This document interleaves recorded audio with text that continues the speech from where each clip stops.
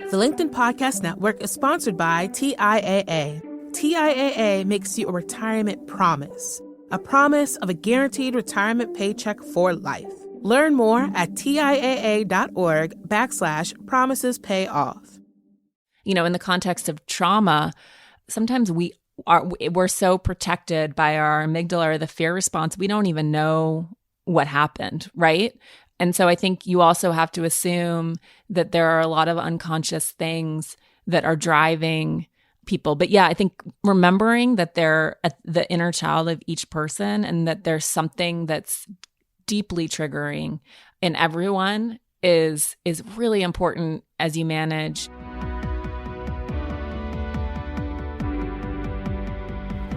I'm Maura Aarons-Mele, and this is The Anxious Achiever. We look at stories from business leaders who've dealt with anxiety, depression, or other mental health challenges, how they fell down, how they picked themselves back up, and how they hope workplaces will change in the future.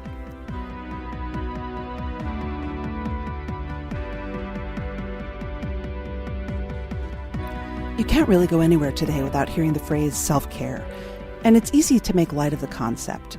But when you have mental illness, self-care is key to your functioning. I always like to say self-care is leadership. As a society, we've come a long way in understanding the value of taking care of yourself, and also in integrating many different methodologies and traditions. My children meditate every morning in their public school, which is so awesome. But in many careers and many workplaces, success and self-care are still at odds. Don't complain, get the work done, ignore the pain. Taking care of ourselves can be seen as an indulgence at best.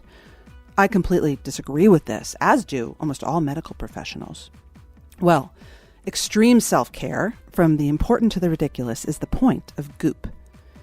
You can't go almost anywhere today without knowing about Goop, the Gwyneth Paltrow founded modern lifestyle brand that includes a blog, products, even a Netflix show. And Paltrow herself often puts her foot in it. She's a privileged, sometimes tone-deaf, easy target in our polarized and unequal world. There's a candle from the shop at goop.com, and it says, in big letters on a rosy background, "This smells like your vagina." It actually smells like tuberoses, and it was a viral hit even though it was $80. It sold out twice. Why am I often drawn to Goop, even if sometimes I think I should know better? Well, part of it is, yes, the pretty Instagram-ready feminism. But the legit part is that the editorial content and adjacent products on the site offer conventional and alternative ways to approach common problems, including anxiety. Today's guest makes frequent appearances on the Goop Lab Netflix show, serving as a guinea pig in everything from acupuncture to vampire facials and psychedelics. Many listeners write to me to express how difficult it can be to work in an environment where you can't bring emotion to work, where in effect you've got to build an armor around your feelings. And so I was really curious to talk with a leader who manages an environment where how you feel and what steps you take to feel better are key to the product. What does it feel like to show up each day in a culture where everyone actually feels pressure to be well, to share emotions and bring their whole selves to work? So today we'll be speaking to Elise Loehnen, Chief Content Officer at Goop, about how she leads and how she models good mental health for her team. Before we jump in, I want to quickly tell you two things. One, I'll sound a little different in this interview, thanks to the technology shifts we've all had to deal with in the COVID crisis. And two, some good news. The Anxious Achiever is a Webby Awards honoree in business podcasts for 2019. Thank you so much to all of you out there for listening and supporting us. And without further ado, here's my conversation with Elise.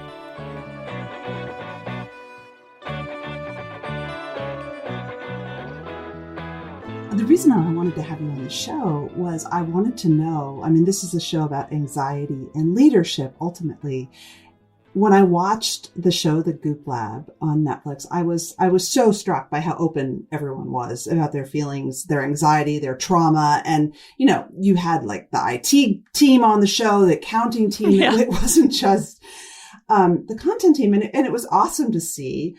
But I also found myself wondering if if that ever gets to be a lot, like you came from New York City, you came from Condé Nast and the world of publishing, which is the opposite of sort of woo woo. Let's all feel our feelings. And I'm curious if it was a shift for you to be in a workplace where bringing your whole self to work is no joke. And also, like, how do you keep boundaries in place? Because you want people to be professional. You need people to be boundaried in feeling their feelings and oversharing. So can you talk a little bit about your journey and how you keep the workplace professional while also open? That's interesting. Yeah. I mean, it's very unusual. And within the executive team, we talk about it because our teams, if they didn't bring a lot of feelings to the company, then they start to have a lot of feelings. And so it's interesting, to manage through that. Like Kate, who was on the show in the Wim Hof episode, who's our executive editor, and I worked with her for many years. Like, she's very open about her anxiety disorder. I have an anxiety disorder. I hyperventilate. Weirdly, it's essential to know those things if you're going to function well as a team, because you just start to pick up on when someone is reaching a point of overwhelm. And then it allows you, I think, to be ultimately more productive and to help get people back from the edge of the cliff before they fall off the cliff. Yeah, I started getting panic attacks when I was in New York, and it was when I was at Condé Nast, and I was at a point in my career where I felt like it wasn't actually a career yet. It was just a job, and I felt bullied by a coworker and that I had no choices and no options, and it was terrifying for me, and I was really struggling, and my tendency to hyperventilate was born. And that's when I found out that my mom and my aunt also overbreathe. And hyperventilation, when you do it chronically, is quite debilitating because it's a pattern that you can get stuck on for weeks and sometimes even months. And when it started happening, I went to the ER, I was given, I thought I was going to die, and I was given Xanax, and they sent me to a cardiologist. I did the whole thing. I am not productive when I am in a cycle of hyperventilation. And so it's been one of the things that has really compelled me, just from, my own personal experience of like, how do I get this? I have to be able to manage myself if I'm going to be able to manage my family, manage my team, manage at this company.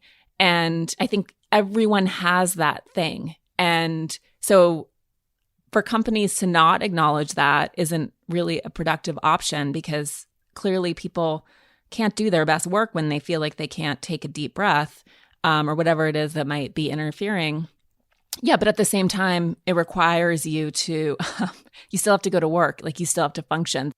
How do you, for managers who don't work at an environment like Goop, would you recommend that there be a check-in time that you set aside? Like if an employee, is struggling, is this an intuitive thing because you know them and you know what their thing is? Do you make check-in times? Like, what's the best way to set aside time so that you as their manager can check in with them? And then, how do you sort of keep it bounded, but also give them what they need? Yeah. So one thing that we do, particularly on the executive level, and I've done this with my team as well, although as we've worked together for so long, it is quite intuitive, but we do one really good and easy intervention. And again, I would say the leader of the team should model sort of you don't have to share everything, but should model vulnerability, is to do red, yellow, green. And you go around the room and you just say your color.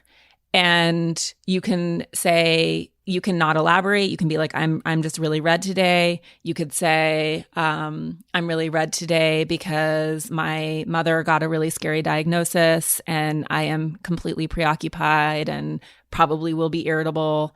But I'm green on this other thing that's happening maybe at work.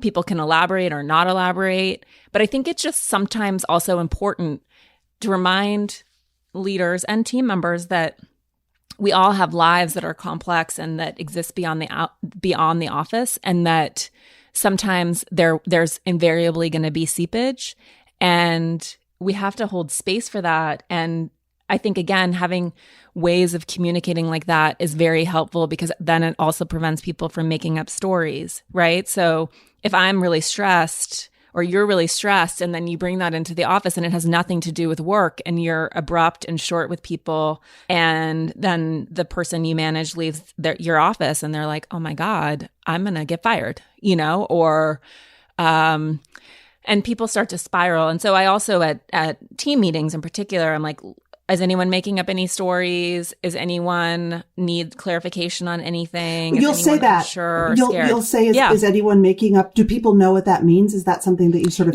teach your staff as they get to know you and the team, making up stories? Yeah. And that's a Brene Brown intervention and invention. Like, she talks about how in the absence of information, people make up stories. So, and that's where, things get virality in offices, and people they're scared. And so they're testing these ideas on their coworkers to find out, like, do you think that, Elise is pissy because we're not hitting our KPIs? And so I think the way to sort of get that out is, if anyone's making up any stories or feeling fearful, like, let's talk about it and get it out. And then being transparent and honest. And sometimes that requires saying, yeah, I am worried. Or it's been a weird year and there's still uncertainty, but, we're here right now and things are good. And, getting people back into their bodies and calming them down. And it's okay, I think, as leaders to say you don't have the answers, or that you are also concerned, but working on it. So you can sort of be open and reassuring simultaneously.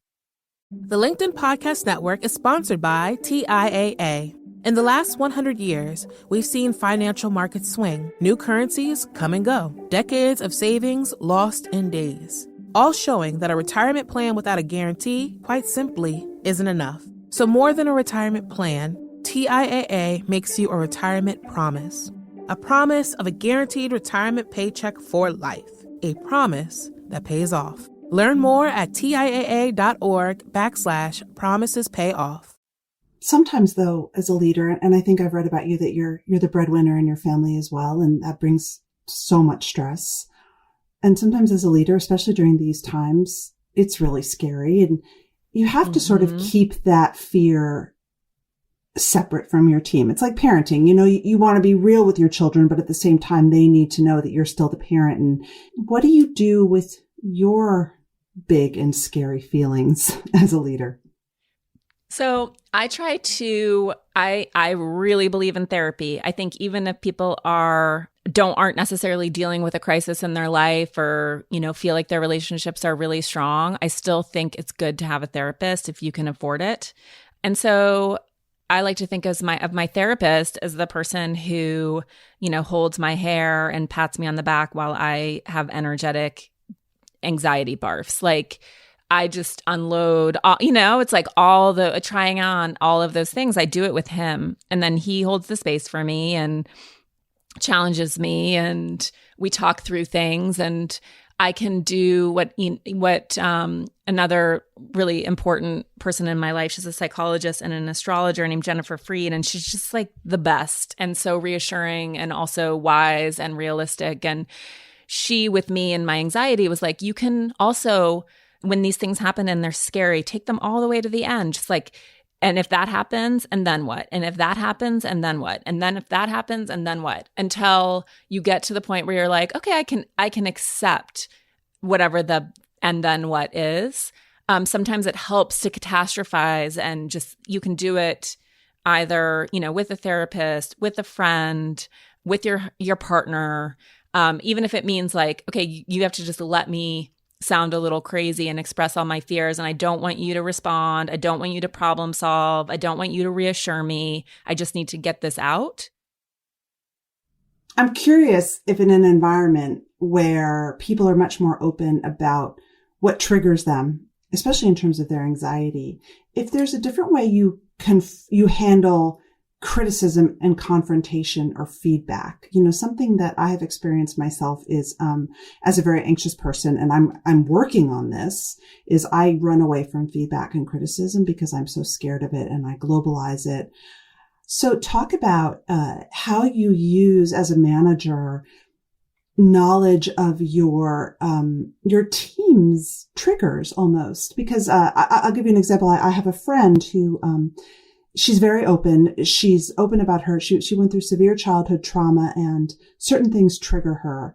She feels very much like she will be left, she will be abandoned, she will be cut off. And so she has found it helpful to share that with her team, not as a way of asking them to protect her, but just as a way of saying, you know what, like if I act this way, it's not about you. You should know this about me. I love that.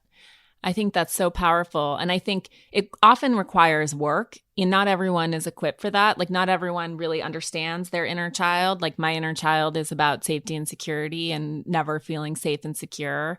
Gwyneth is never feeling lovable. It's hard to, people need to do a lot of work to figure out exactly what that is, because I think a lot of people are very unconscious about their triggers.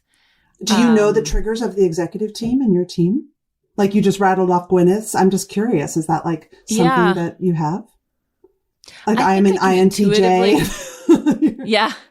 I love Myers-Briggs. I know Gwyneth's, and I could intuit the other people on the leadership teams just from having spent a lot of time in offsites. And like when we do offsites, we do a lot of that work. We talk a lot about inner child stuff in order to be able to relate better and to know where people are coming from. So it's not consistent across we have a pretty big leadership team, but I pretty much know people's stories or the stories that have really shaped and informed them. I think sometimes too, in the context of trauma, sometimes we're so protected by our amygdala or the fear response, we don't even know what happened, right?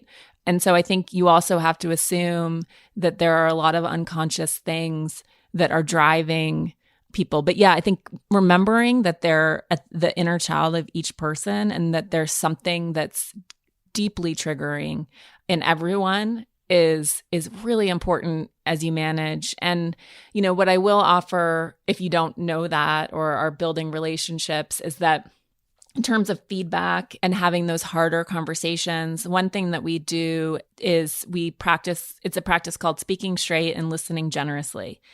And the idea of speaking straight is what it seems, never with the intent to harm or be cruel, but to be clear and transparent, because that's what's kind.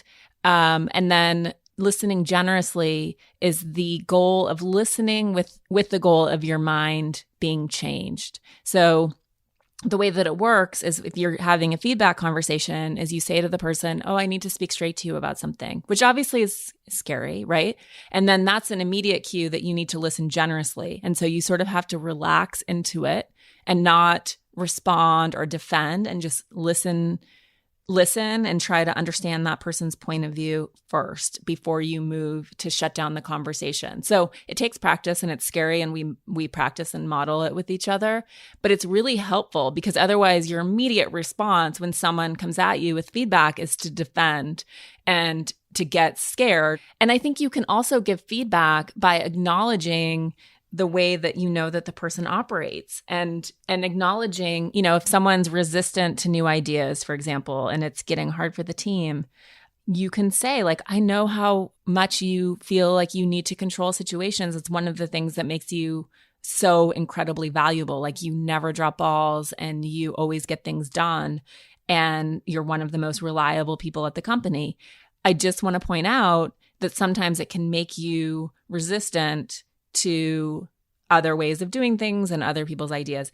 And like, I just want to flag that for you so you can be conscious of it moving forward. Oh, I love that. I think that learning resiliency through tough feedback is something that no one ever teaches us. And I wish we learned it in college. It would have helped. Yeah. And I think it starts with like how we're parented, right? Mm-hmm. And it's a certain amount of resiliency that's required, and that also tends to, things don't have to get so bad that people leave or you feel compelled to quit.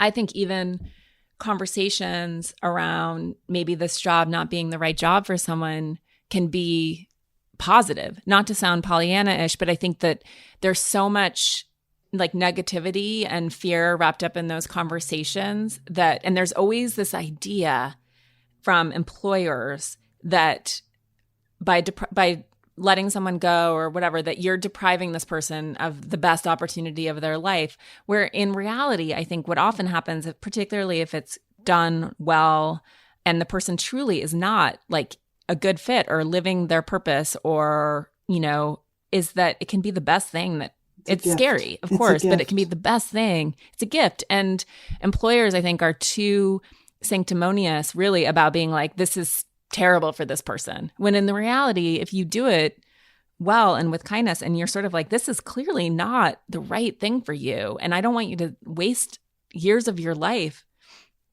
doing something that's not right for you. That can be it can be kind of a mutually loving experience. And typically people then go on, like it just changes the relationship in a way that I think is so much more productive. Elise, I want to ask you about something else that, I was listening to another fabulous podcaster, Jessie Hempel, and, you were on her show, Hello Monday, and you talked about your mom's bag lady anxiety.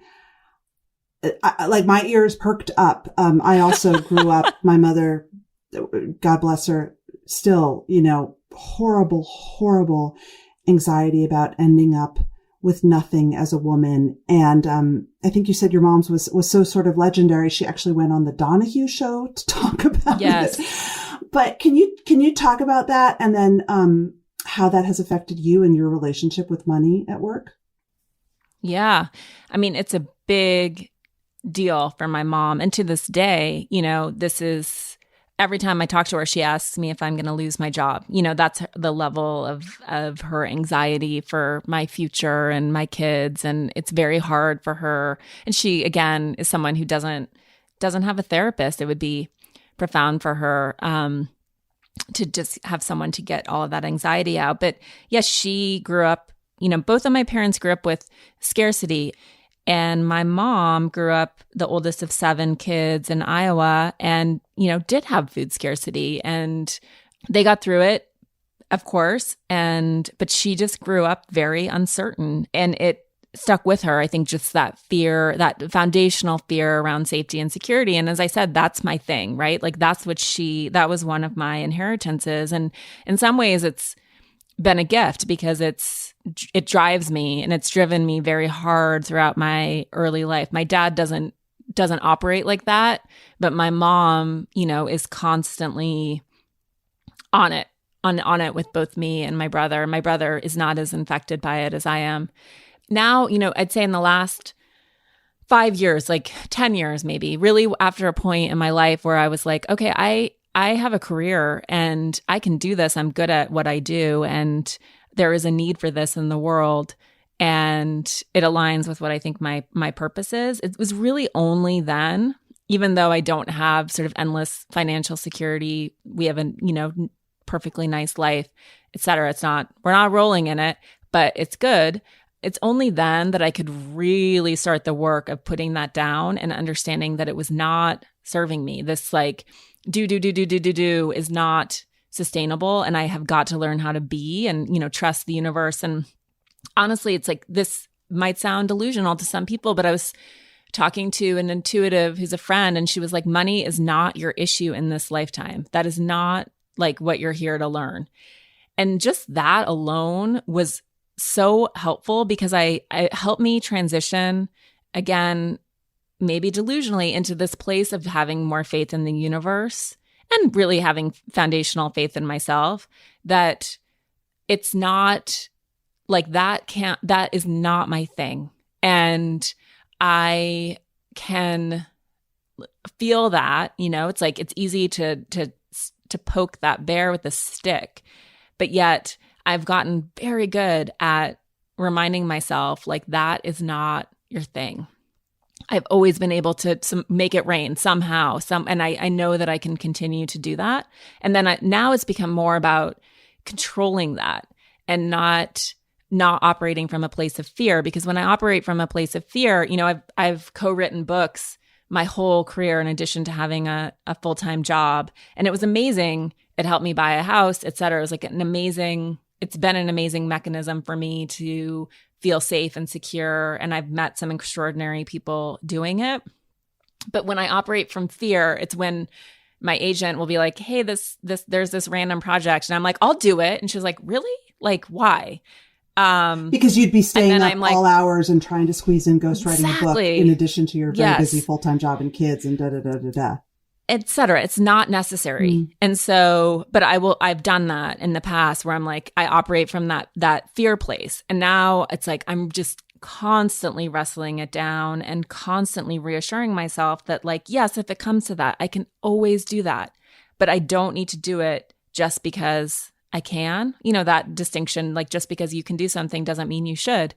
And I think for people who suffer from that anxiety, it's very powerful to figure out what that could look like for you, like what those safety nets are so that you can reassure yourself, but not necessarily feeling as I've done. I'm not a good example of this, of like pulling on the safety net all the time when I don't actually need the safety net. But it's hard. It's a process. So my last question for you is, I know you tried when I was watching you on the Goop Lab, you had a lot of experiments in dealing with your mental health and dealing with your feelings, your trauma, everything. You tried psychedelics, you tried all kinds of modalities. What modalities are you interested in right now? What's on your radar for anxiety or even specifically panic and breathing? Yeah, I mean, we did, as you saw, an episode on psychedelics, and I think that, not to be Pollyanna-ish, but I do think that plant medicine and sort of experiences like what we've had this year are going to be profound healing tools to remind us of what's essential and what really truly matters. And again, to like unearth those little kids in all of us that drive our behavior when we're really in fear. And I think that what we're going to experience as well as a country, as a world, is that we are all traumatized. We are being traumatized by what's happening currently, how it will continue to unfold for a long time. And also, I think it compounds previous trauma that we've all had. I don't know anyone who isn't traumatized, even if they don't even recognize it as trauma. So I think that what we're going to find is that people are going to be reaching for tools, simple tools that will start to sort of get past the layers of this year and then into the deeper work so that we can also, be kinder and better neighbors and more compassionate and again, just like operate a little bit more consciously. And, the things that I think I think psychedelics are one incredible tool for that and for trauma and PTSD. And they've been very instrumental for me in the last year since making the Netflix show. But I think that they're just one tool in the kit. I think that, James Gordon, for example, who is the founder of the Center for Mind Body Medicine and has consulted numerous presidents and travels all over the world working with traumatized communities, whether it's post-fire or earthquake or whatever it might be. I was talking to him yesterday, and there are really simple tools. His book, The Transformation, I think is a must read for everyone, but soft belly breathing,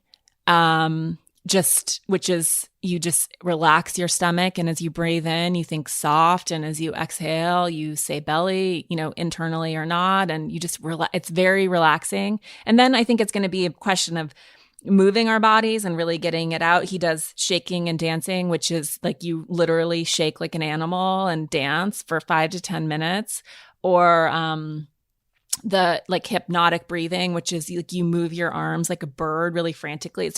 It's similar to Stan Grof's holographic breathwork, which you do on your back. But I think that we're going to start as community, start doing these things together and alone. And I think that people are just going to get it out of their bodies. I think it's going to be a forcing mechanism for a lot of us. Like we can't operate like this on any level. And we have to learn how to get it out, understand it, know what it is, like know what we're working with that we're not acknowledging that's inside of us, and then heal it. It's going to make all of us sort of better and kinder and wiser. That's it for this week's show. If you like what you've heard, tell a friend or rate us on iTunes or wherever you get your podcasts. And if you have a question or a topic that you'd like to see featured on the show, you can email anxiousachiever@gmail.com or tweet me at MoraAM. That's MORRAAM. Many thanks to Mary Dew, my amazing producer, and the team at Harvard Business Review. And of course, to our advertisers who keep us going, and my guests. And if you like the Anxious Achiever music, it's by Brian Campbell at Signal Sounds NYC. From HBR Presents, this is The Anxious Achiever. I'm Maura Aarons-Mele.